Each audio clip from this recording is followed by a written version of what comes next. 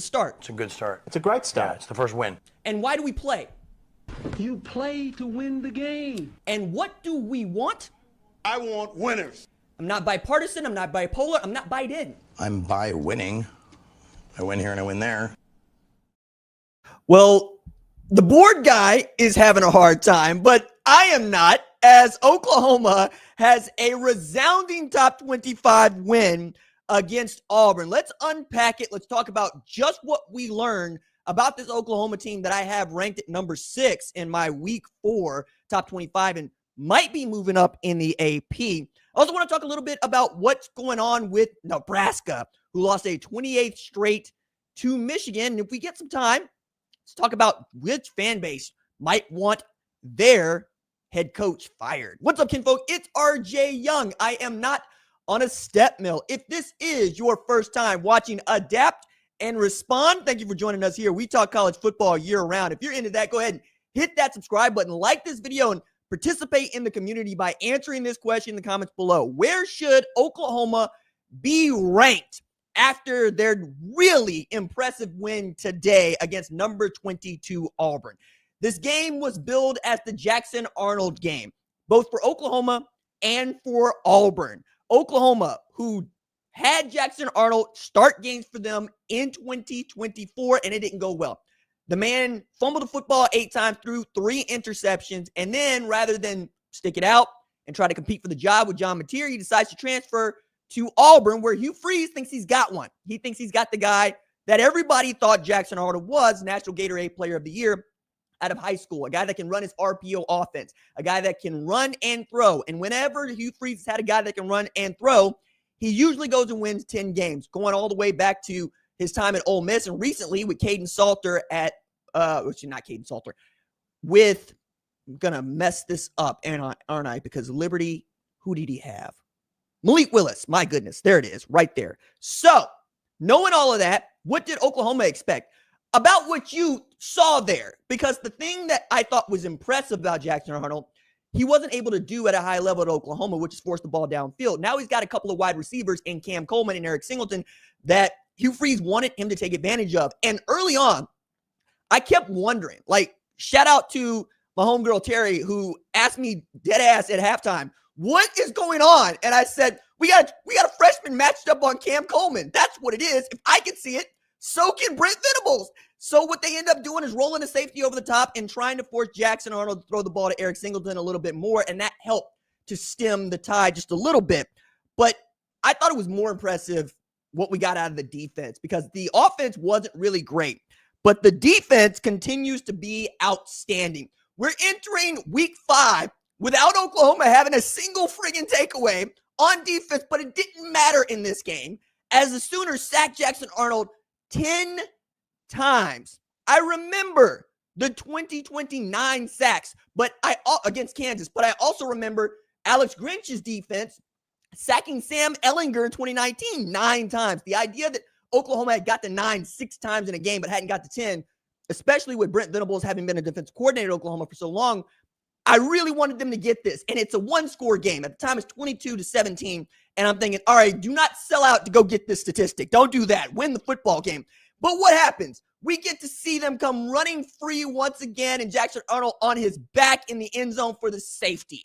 Now, far be it from me to tell you that I knew Brent Venables calling the defense meant something different for Oklahoma, but it is one of the reasons that I ended up ranking them in the preseason top 25 and in the top 10. Unlike the coaches poll, who you'll remember did not rank this team in the preseason top 25, and they were starting at 18 in the AP. They've since moved their way up to 13 and now up to 11 with 2 top 25 wins and 4-0 going into an idle week where it feels like this Oklahoma team can get Texas. That was not really on the table to start this season, even with John Mateer at quarterback. But now with a quarterback who can throw for more than 270 yards and run for touchdowns, Oklahoma has a Heisman finalist in the lead, right? It also has an SEC schedule that is going to push it up the rankings if it keeps winning, because this is the first of 8 SEC opponents they face. So the gauntlet has been very well picked up by the Sooners and said, we'll take that challenge. For those of you that do not understand, allow me to indulge with my English professor brain here. To throw a gauntlet is to throw a glove on the ground and challenge an opponent to pick that glove up and fight you. It's kind of like putting a chip on your shoulder and asking somebody who wants to fight you to knock it off so we can get to the getting. I got chip tattooed on my shoulder. It tells you what kind of person I am. But that is what was in front of Oklahoma when it went to the SEC. And that is what it felt like we were getting into last year when we talk about Oklahoma football. It wasn't that Oklahoma had to play in the SEC. It's that the SEC had to play in Oklahoma, right? It's that Rorschach in a prison going, I'm not locked in here with you. You're locked in here with me. Finished 6-7, was 2-6 in SEC play. And Brent Venables knew there had to be some changes. There were even calls for Brent Venables to be fired heading into this season. Myself, no. Brent understands Oklahoma in a way that very few head coaches might. He is not going to fold under that pressure, and he's also not going to act as if it's not there. He is going to say the standard is winning. This is a man who beat Michigan, and all he could say was, I'm happy that our fans get to celebrate this, but we reached the standard tonight. We got to keep doing that each and every day. It's a man that gets up ready to work. It is a talented grinder. And as a talented grinder myself, I recognize it. It is wanting to get up in the morning to attack those stadium steps. It's wanting to get up in the morning to attack the day, to not really think about what happened yesterday, but only what you can achieve, right? As many of you have been a part of this show since the very beginning, almost 8 years ago now, grown from 0 to 140,000. All I keep thinking about is I have to make you proud. I have to keep creating the kind of content that you want to see and make this kind of a show. 24-17 is also a wild score for me because Oklahoma usually needs to win this game by outscoring people by some margin. In the Lincoln Riley days, you're talking about putting up 40 points, 42 points, and the defense not being able to do much of anything. In this game, we didn't see Jackson Arnold have any time to move. He was just 21 of 32 for 220 with the TD. It's actually one of his better passing performances all year. But as he kept dropping back, he kept getting punished. Again, 10 sacks of Jackson Arnold, 220 pass yards, but just 67 on the ground. I thought Jeremiah Cobb would have had a lot more to do with this game going in. I also think holding them to 3 of 15 on third down is nothing too shabby. But more importantly, there's room for Oklahoma to grow here. This was by no means a classic performance on offense or defense. They had 9 penalties for 99 yards. I guarantee you, tomorrow morning, that will be the thing that Brent Venables is yelling about. 9 penalties, 99 yards. Think of all the real estate we gave away. Think of all the opportunities that we gave away. And right when it felt like Auburn might have had the score that would have otherwise broken an Oklahoma team's back, they got back on the ball. And John Mateer helped orchestrate one of the great drives of this season to go back down and not just get 3 points like they had been doing the previous 3 times they scored. It was to go get 6, right? And the idea that you would have a quarterback who has that kind of moxie is not new to Oklahoma. It's why John Mateer and Baker Mayfield feel like much of the same guy, but it's a little bit better than that from a statistical standpoint. I really love this stat. There have been just a handful of quarterbacks to pass for and rush for a TD in every game consecutively 9 times or more, right? De'Aaron King has the record at 16 consecutive across Houston and Miami. The other guys on that list are John Mateer, who gets to 10 straight with this game, Marcus Mariota, who won the Heisman Trophy, Lamar Jackson, who won the Heisman Trophy, and Tim Tebow, who won the Heisman Trophy. Now, Marcus Mariota ends up playing for a national championship. Tim Tebow ends up winning one. And yeah, Lamar Jackson played at a Louisville team that just did not have the kind of talent around him that is worthy of what he got, say, when he got to the Baltimore Ravens. But that's not true at Oklahoma. You have a defense that's just as good as your offense. And when Oklahoma is balanced, cancel Christmas, dog. It feels like a 10-win team. It feels like an 11-win team. It feels like the kind of team that can run the table and go undefeated. And there's still more tests to come. Auburn is by no means the best team that OU has left on its schedule. But you would be ridiculous not to think that this team has really put itself in a great position to make the college football playoff with 2 ranked wins, top 25, both at home. And Michigan getting the win against Nebraska, which we'll talk about here in a little bit, also only strengthens your resume if you're OU. If that's not a top 10 team in the AP, I don't know what is. When you look at the wins they have and the way that they were able to get them, R. Mason Thomas turning into a dude. I think I was late on Grayson Halton. I didn't think he was going to be that great. The idea that Gentry Williams be your lockdown corner was giving me the willies, right? And the what for and how now. But then you have a guy like Jared Kannick who goes to Brent Venables and says, hey, I think I can help us offensively. I think I can help us do more. And that's exactly what it is. I think of him as Tree Flowers. Some of y'all go all the way back with Dimitri Flowers, understanding what kind of a fullback he was. But in the passing game, he's just an unexpected add in that Deion Burks is still doing great work there. And then you get Keontez Lewis, who's been outstanding. But Isaiah Satanga, man, if that dude can catch the football like he was catching the football today, then you got a complete set of wide receivers that you can rely on. I mean, he had 9 catches for 127 and a TD today. That one they tried to take off the board. And my favorite part of this game is the surrender cobra that we got from Hugh Freeze, who was crashing out real time, dog. Like, to start the game, he's crashing out because he thought they had an interception, right? And then at the end of the game, he's crashing out with the hands on his head because there's nothing he can do out there. He understands now what Oklahoma fans were feeling as Jackson Arnold was playing. It's not that you wish the man bad. It's not that he is inconsistent throwing the ball. It's that he'll hold it long enough that you can run him down. And against SEC defenses, you can't outrun these folks. John Mateer is experiencing that against DJ Durkin's offense. But the cheeky trick play in the first half, I also really love. Man didn't step out of bounds. He's technically on the field. They're not simulating the substitution. It's one of those famous hidden ball tricks, right? You lose track of the guy and he's wide open. You go get your easy 6.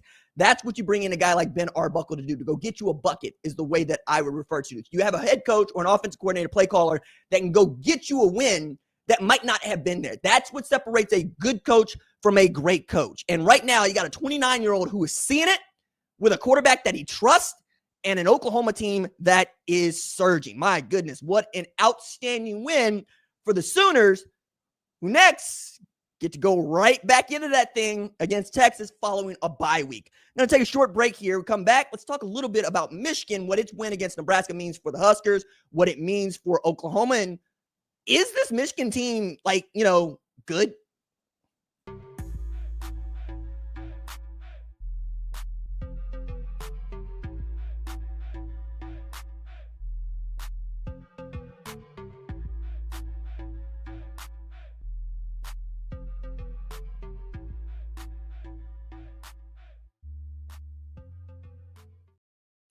Back on Adapt and Respond with me, RJ Young. If you're new to the show, hit that subscribe button, like this video, and answer the question in the comments below. Did you expect Nebraska to lose a 28th straight to a ranked opponent, this time it being Michigan 30-27?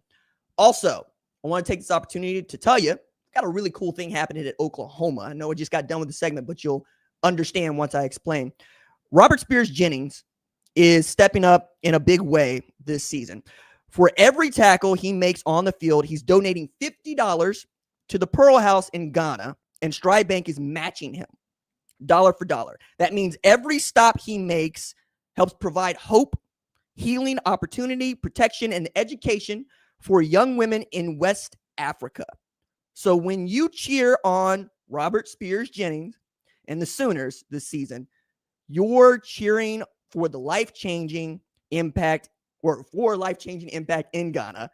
Learn more to join him in supporting Pearl House at pearlhouse.org. I really love the Pearl House. My buddy Steve, huge into it. They do a lot of good work. If you got the time, you should go check it out too and see what you can do to help out. It's a really good program. It's really cool what they do. Steve is going over to Ghana, seems like every other 6 months or so. One day I might have to go with him.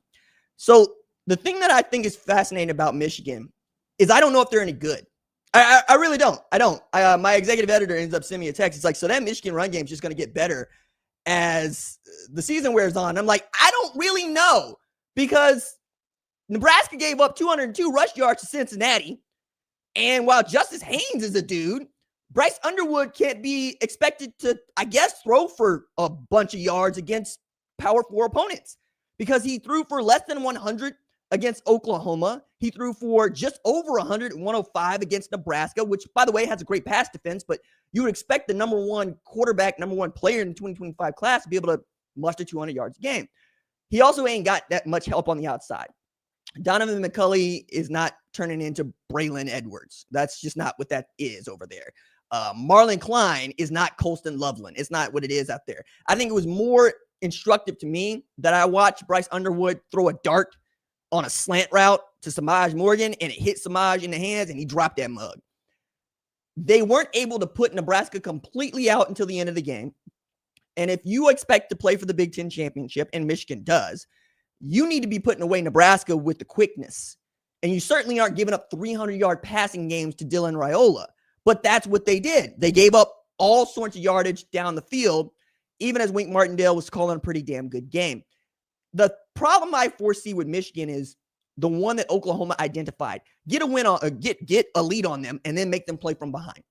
Michigan is able to run the ball when they have a lead. They want to sit on your chest. They want to take the air out of the game, and they're going to continue to do that. It is difficult to play from behind, run the football, because this thing called the clock keeps running. For those of y'all that are looking at, say, the timestamp on this show, sometimes I have it at a time when it's supposed to start. It doesn't start till later because the game drags on. Why does the game drag on? Because you're throwing the football. Every time we throw the football, we have incompletions, we stop the clock. First downs, we stop the clock. Running the ball, clock keeps moving. Games are quicker. They keep going. Michigan wants to have that clock continue to move, whereas other teams are going to try to find ways to get early leads on them, make it a two-score game, and then force Bryce Underwood to beat them throwing the football. Because it's clear that if you are going to play against Michigan, they are going to probably outrush you. But you can make them one-dimensional. You just have to take your opportunities with your offense to go score. Now, that said, Nebraska losing 28 straight to top 25 opponents is wild, especially as Matt Rule has said this season is a failure if Nebraska doesn't make the college football playoff. You needed this win to have a sniff of an opportunity to make the college football playoff, because you don't have another ranked opponent on your schedule until Penn State late November. Now, you could be in the discussion, but anybody that looks at your resume and say Texas Tech's resume, who got a top 25 win on the road today, is going to tell you Texas Tech is a better football team. You're going to get boxed out of the college football playoff as the fourth best team by perhaps a number 2 team in the Big 12 or even a better team in the Big 10. I think that they're still building toward having a really cool season. I think it's been a slow process back. I think they've gone 3-0 in non-conference games 3 years in a row for the first time since 2015. They won a bowl game. They're on a great trajectory. But I also understand Nebraska fans when they say that we're tired of hearing it. We don't want to hear about us being back. We don't want to hear about us being on the verge. One of the things that I think is important about that is we want Nebraska to be good. We want Nebraska to pop up and beat teams like Michigan, because there's a certain generation of us, I'll include myself here, damn near 40 and older, who remember Nebraska as a terror, who remember Nebraska as a team you didn't want no smoke with, no trouble with, no problems with. Now it just feels like you can walk into Lincoln, Nebraska, and stomp them out anytime you want to. And while Nebraska didn't get stomped out today, they did catch another L from a team with a number next to their name. It's kind of like my axiom with Penn State. Until Penn State beats a top 5 team, I'm not ranking them inside the top 5. I don't give a damn that you beat up on Nevada or Villanova. I care that when Oregon plays you next week, that you can go get a win. James Franklin's program is 1-15 against top 5 opponents all time at Penn State. Nebraska has to beat top 25 opponents for us to take them seriously now, right? And I feel like that's a problem. We ranked Nebraska last year off the win against Colorado because that's how we felt about Colorado. As soon as they got to play another ranked opponent, they lose. Now something's got to give. Something's got to change. I don't know what that is. Matt Rule's got a better understanding of that than I do. But whatever it is, he ain't done it yet. And it doesn't seem like a Hail Mary at the end of the first half is any indicator that you're going to be good. Like, they threw this Hail Mary. They tied the game up. He touched the touchdown that he shouldn't have got. And they're in a ball game. They're in it. And then they get a late score. And then it's as simple as, can you get a stop inside time? No, you can't. Because Michigan's able to just bleed you out and make that a problem for you. As much as I really do enjoy talking about what the college football playoff can be for so many different teams, I have this real problem with programs that I've already expected to be there that just can't get it done. Nebraska is one of those. USC is one of those. Florida is one of those. I keep going down the list, and I will, but that kind of sets me up for programs that have been there and are trying to get their way back. What is it that you're capable of doing in 2025 as the world around you is changing? And I think that is where I want to take this topic as we talk about programs that are off to a really bad start, and they might well want to get their head coach up and out of here. We'll take a short break, come back. Let's talk about Dabo Swinney. Let's talk about Mike Gundy. Let's talk about Luke Fickell. Let's talk about Sam Pittman.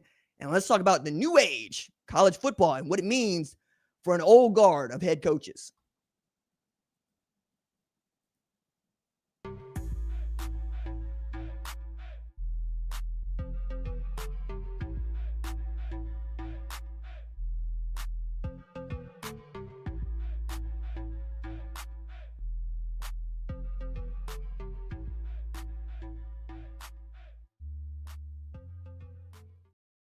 Back on Adapt and Respond with me, RJ Young. If you are new to the channel or old to the channel and you have not subscribed, consider doing that. Like this video and answer the question in the comments below. Of the coaches that I'm about to name, which one do you think is most likely to get the boot? Because that's where we are in the season now. Now that we've seen Brent Pry get pried out of Virginia Tech, we've seen Deshaun Foster need to find a new home after getting fired at UCLA. They're on to trying to figure out what kind of a head coach they want to hire in 2026 and what the job is going to entail. I find that is not just them. It is right now at other programs that are off to really crappy starts. Luke Fickell and Wisconsin are in this moment, right? The difference, I think, between Luke Fickell, though, and say Dabo Swinney or Mike Gundy or even Sam Pittman is he was expected to win right away and for Wisconsin to be generally good right away. That's not been the case. Today, they lost to Maryland at Camp Randall. And Wisconsin fans were not happy about it. They were booing and they were yelling and they're pissed. Fickell is 15-15 as Wisconsin's head coach, as Wisconsin's off to a 2-2 start. They got stomped out by Alabama, and then they get beat by Maryland. In his last 6 games against Power 4 opponents hadn't been great. The Badgers trailed 20-0 to Maryland today, and the Fire Fickell chant was loud. It is a program that has lost its way since firing Paul Chryst, and I'm sure no Wisconsin fan expected that to be the case. You were all thinking that perhaps Paul Chryst is a rental version of Brett Bielema, right? We're going to run the football. We're going to play defense. It ain't going to be exciting, but we haven't made the college football playoff either. So you fire him thinking that you can go get the guy that was a nose guard at Ohio State, was a defensive coordinator at Ohio State, turned Cincinnati into the first group of 5 program to make the college football playoff when it was just 4 teams. And then you match him up. He understands. In Wisconsin, he's the man. And I think that's really the problem. Wisconsin is one of the only FBS programs, one of the only Power 4 programs that does not have to compete with anybody else in the state. It means that any talent that grows up in Wisconsin, you should be able to rope off. And what that state does better than almost any other is make them big and make them fast. That's why the offensive line has always been a point of pride at Wisconsin, way back to Barry Alvarez. It's why they have running backs that set records, that rush for 2,000 yards, that win Heisman trophies. Melvin Gordon, Monty Ball, Ron Dane, on down the list. That is not who they have been, right? You fall into this thing with Braylon Allen and you fumble it. That should have been the next 2,500-yard rusher for me, right? It should not have been Ashton Jeanty, though it was at 2,600. I just thought that Wisconsin would be in a better spot. You fire Phil Longo because you brought him in thinking you modernize the offense and get into a passing game, and it doesn't work. You bring in Jeff Grimes because you know what he was able to do at Kansas, particularly with Devin Neal at running back, and get your run game going. It ain't working. Something's got to give, and right now it doesn't feel like Wisconsin has any answers in an age where you do have to be kind to players. Yes, you pay players, and you have to treat them like individuals. You don't get to hold their national letter of intent over their skulls like a sword of Damocles. That doesn't work anymore. Then you hit the portal, and they do. You are the program that sued a player because he transferred to Miami. All right? It's like, hey, you signed a contract. Well, then don't pay him. Void the contract.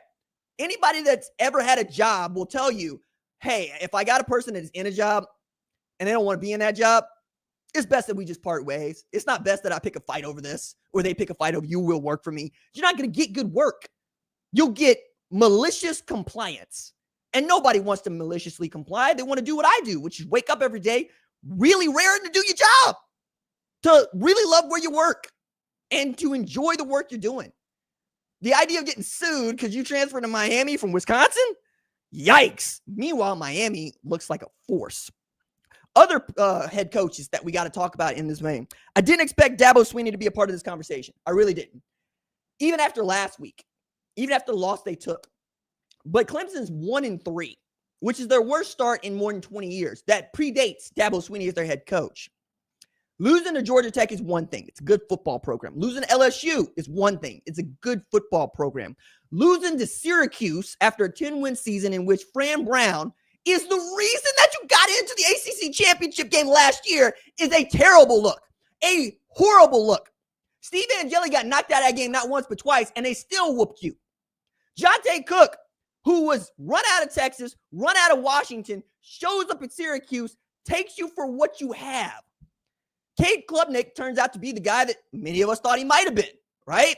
Getting all this hype. Folks like Dusty Dvorak and others saying Clemson's #1 team in the country to me. They're looking more like 2024 Florida State right now than anything else. And Dabo Swinney's message is the same one that all other older coaches have said. Hey, it's not up to me whether or not I get fired. We know, dog. We know. You know, we gotta. Nobody's thinking about yesterday. We're thinking about what's tomorrow's going to bring, and we got to go to work. We know. But are you going to change the way you do business? Because the way you do business feels like it ain't good business for the Clemson Tigers no more. I don't think they actually want to fire Dabo Swinney. I really don't. I think they want him to get with the times. I think they want him to look over there at Ole Miss and see, look who's coming up hard on us. They got a Ferris State quarterback in Trinidad Chambliss that's putting up 834 yards of offense in 2 games. That boy has thrown for 300 yards plus in the last 2 games. Today against Tulane, a team people thought was good, that boy, 307 yards, 112 on the ground, 114 on the ground. That's the #2 quarterback at Ole Miss, all right? You ain't got them kind of problems at Clemson. There's champagne problems at Ole Miss. Meanwhile, you watch Georgia Tech come in there, and they rob you for your cookies. Troy was up on you, and they let you win. And then Syracuse said, no, we ain't going out like that. Syracuse, who took a loss to Tennessee, and who was running sprints after beating a 9-win UConn. Some oranges ain't built the same. Some oranges be built different. Fran Brown, who went on the I Am Athlete podcast earlier this week, my homeboys, shout out to the Q-Dogs in the group chat. They said, RJ, is this your man's? Yes, that's my man's. Because he said, hey, how you feel about the portal? You know, this is the way I feel about dudes pushing up on my woman. You know, she fine. It's going to happen. It's part of the game. But let me find out. Because you ain't going to come at me like that. He used that B word. I don't use that B word here because kids be watching the show. But he ain't one of them. And I like that get down. You can't miss what was already gone. And you're going to recruit to you. That's what's going to happen. I always say this about men who are married or they wifed up and you got a woman. If you worried about other men, you've already lost her. Period. Full stop. If you got a woman that is better than you and you are worried that she is going to trade up, you done already lost. All right? That ain't the way it's going to go. If you got a fine woman, you got to expect other men to take their shot. And you got to be, hey, look, I recruited and I won. I signed. You know what I'm saying? I signed her. As long as I'm doing my job, which is why she signed, everything else is going to be all right. It's going to be copacetic. It's funny, as a single man, I got all this wisdom now for people in relationships because it feels like that college football. It feels like you're in marriages. It feels like you're married until you're not. And divorce has never been easier, except when it comes to head football coaches in some instances. Dabo Swinney's one. Another one is Mike Gundy. I got asked quite a bit yesterday after the University of Tulsa, my alma mater, where I got my bachelor's degree, beat up Oklahoma State, where I was pursuing my PhD. And they said, you ain't going to make no TU video? No. Why? Because they're sorry. They're not good. And I really am not interested right now. I'm not. Got to make stuff that I like as much as y'all like it. And I wasn't feeling it, so I didn't do it. But you didn't want to talk about Mike Gundy getting fired? Because he ain't going to get fired. Not right now. His buyout is $15 million. And the only person who cared about Oklahoma State athletics with enough money to do that is dead and gone. His name is Boone Pickens, all right? Let me tell y'all how messed up the situation is at Oklahoma State so you understand what I'm dealing with here. And when I tell you that Mike Gundy runs Stillwater, Mike Gundy runs Stillwater. He didn't run off not one but two presidents, an athletic director, and he is working for an athletic director who does not have a contract. Chad Weiberg is working a la carte? I don't know. He ain't got no new deal. So you're asking all these people to make decisions about what Mike Gundy's going to do. A man who's made more than $75 million as a head coach at Oklahoma State, give or take. A man who was on a 5-year rolling contract, and since that's kind of been changed, but it's still going to cost him an arm and a leg to get rid of him. And now you have what is conceivably, and I'm going to quote Bill Haston here, who's covered Oklahoma State athletics for 20 years, covers them at Tulsa World. The 2025 Cowboys appear to be the least talented of Mike Gundy's 21 Oklahoma State football teams. Zane Flores ain't it. I thought Haas Haney could play. I still think Haas Haney could play, but maybe not for Doug Meacham, maybe not in that offense. You're trying to stop Tulsa from beating you at home, a thing they ain't done since 1951. And you got Dominic Richardson, who is running all up and down you because you ran him off from Oklahoma State. That's the other thing I can't stand about TU. We be catching Oklahoma State leftovers when it used to be everybody of substance in the University of in the Tulsa metro area with the Oklahoma or TU. Now they go to Oklahoma, Oklahoma State, Ohio State, Michigan, Alabama.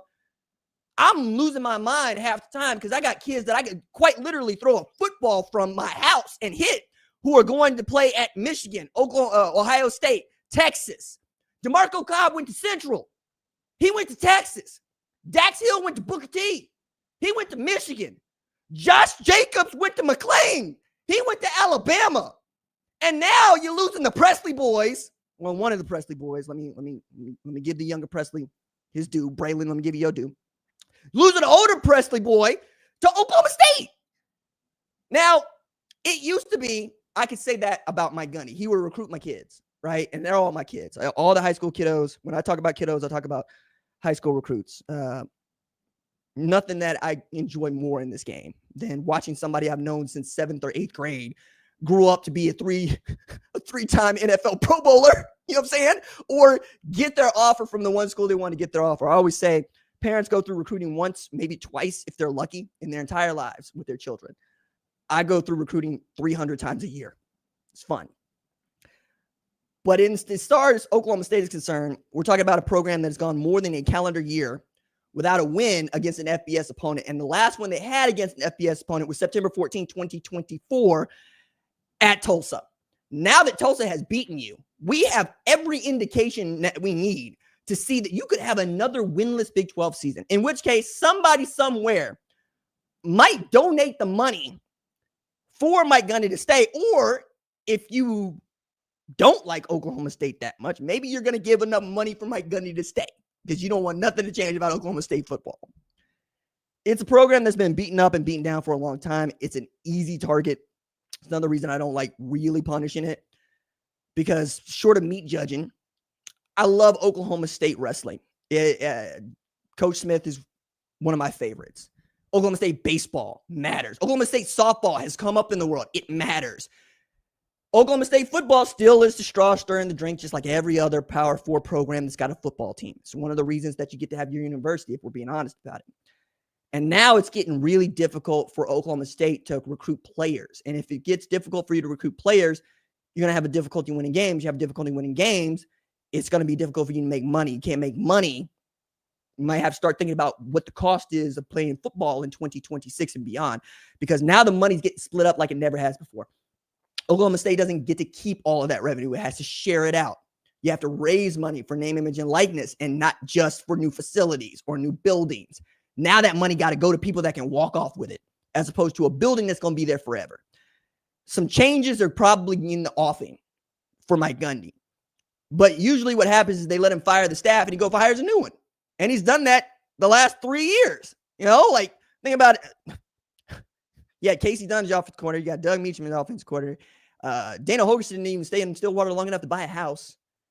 You run off Glenn Spencer, who'd been there forever. Brian Nardo, goodness me, I can keep going down a list on this, but I don't need to because he's been able to turn guys like Wes Lunt and Clint Schuff into dudes, right?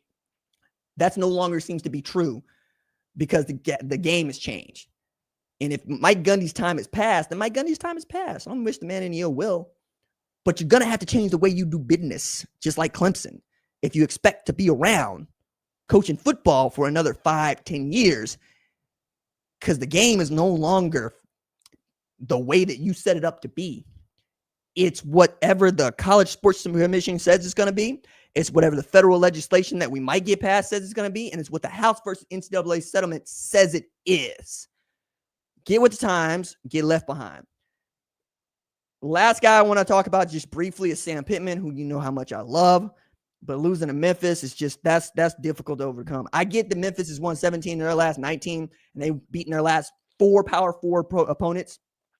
But you had a lead there, dog. You had a big lead. I want to say it was 31-10.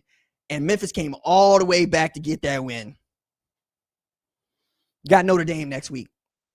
A win against Notre Dame buys you some good time, buys you some goodwill. But it would have been better if Notre Dame was 2-0 and not 0-2 when they played Purdue, right? They're going to be 1-2 when they play Arkansas next week. It feels like they're going to have to run the table the rest of the way for Coach Pittman to stick around. I want it to happen one way or another because I think the dude is good for college football. I think he's good for Arkansas. I don't think there's anybody in the world that wants to be the head coach of Arkansas more than Sam Pittman does. But that also means you got to start winning some football games. Never mind that Arkansas ain't won no national championships in 1960 and 66. Played in 1969 national championship game in Texas. Yeah. It only matters that they ain't been no good since 2021. Some got to change. All right. That is going to do it for tonight's live episode of Adapt and Respond with me, RJ Young. If you like the show, you like the channel, let me know that you like the live shows in the comments below, and we will catch y'all on the flip side. Deuces.